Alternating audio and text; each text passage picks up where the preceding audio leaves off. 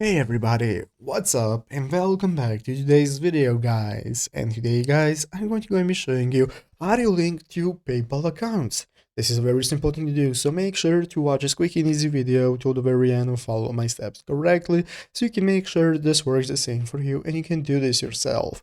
But yeah guys, let's get straight into it. So first things first, we're going to go ahead and be opening up the official PayPal website right here, paypal.com if you're not already. And once you open it up, you'll be greeted by the main page. So in the main page that opens up in the upper right corner, you're going to have the login button. If you already have an account, you can log in. If not, just click sign up and create a new account that you want to use. And once you do so, now we can get started. So after logging into your account, you'll be greeted by this home page right here where we can take a look at all our info, such as our PayPal balance. We have our recent activity, we can send money, request money, and so on. And now we can get started. So how do we create two accounts that we want to link? Well guys, there is only one way.